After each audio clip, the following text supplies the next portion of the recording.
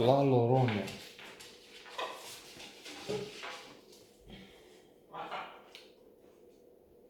This is a film with many nominations and wins at various international film festivals, such as the Havana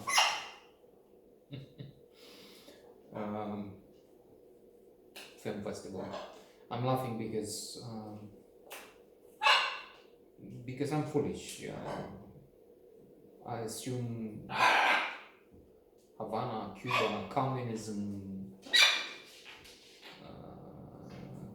means a ridiculous cinematic gathering and preposterous trophies and so on. But I may be wrong, so this is one of those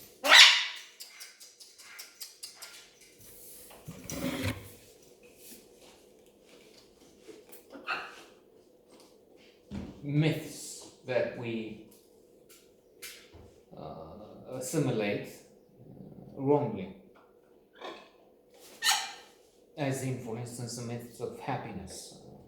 There is a classic book in psychology, Stumbling Upon Happiness, Daniel Gilbert, a Harvard professor.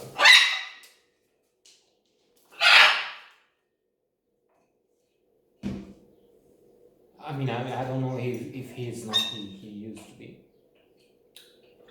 And he is looking into the assumptions we make about happiness. Oh, I would be happy if only these two fellows were to go. The screaming vocals. No, that's just silly joke. People say I would be happy if I were to live in California, Pacific Islands, one of the Pacific Islands, Caribbean. But studies have shown that it's not really happening. When thinking of California, we tend to imagine the happiness there with palm trees, nice weather, prosperous state. So, but once people do move there, it was observed with studies that they in fact start noticing the heavy traffic. Well, not now with the pandemic, I don't know.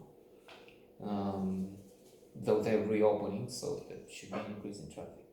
The severe droughts, they were not allowed to use water for various things in various places, like taking a shower.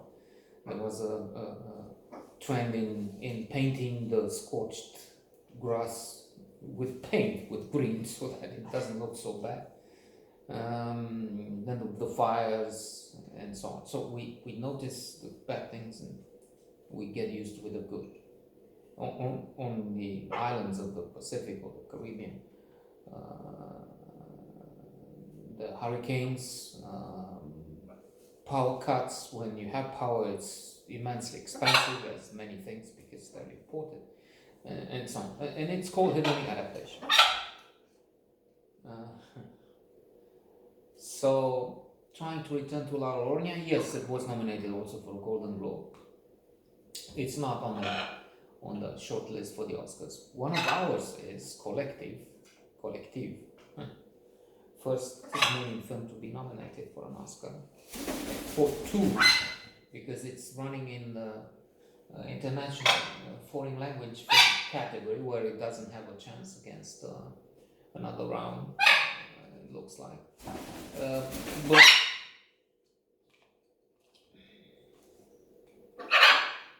maybe it gets the award for best documentary. As it is, it's wonderful achievement, as I said the first time. Even if 4 months, 3 weeks, 2 days, Cristian Mungiu should have been not just should have won the prize, seeing as it was so well received by critics. Time magazine has placed it among the top 100 films not ever made, but I think of the decade or anyway. So, trying to return. La Llorona. We have a war criminal, a general, responsible for the massacre of many people, who is facing justice. He's on trial now, and there are mass demonstrations against him.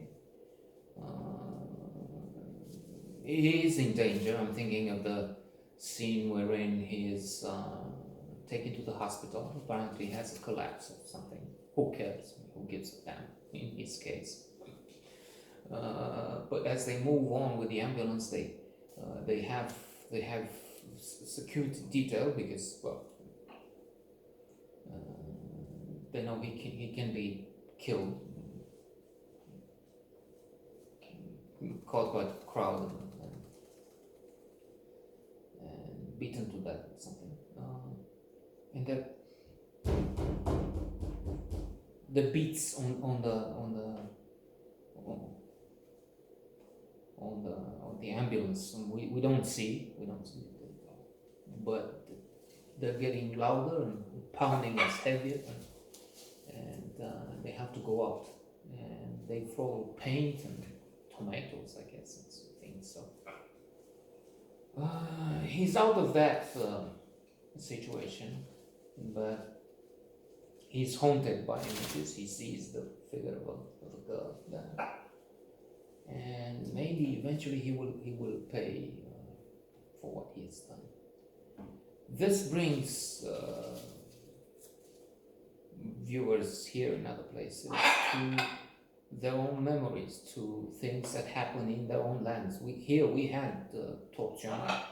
We had people who have been responsible for killings in torture in the communist regime, and some of them only after 25 years or so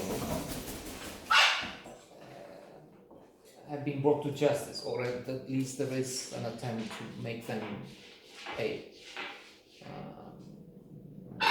The case is in courts, and we'll see if all of them are, and there are a few. Most of those who have done wrong things have escaped. Not just that, they're prosperous.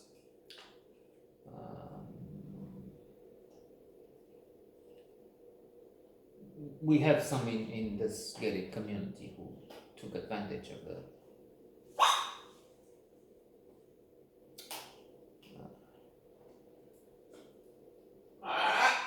of the communist regime and the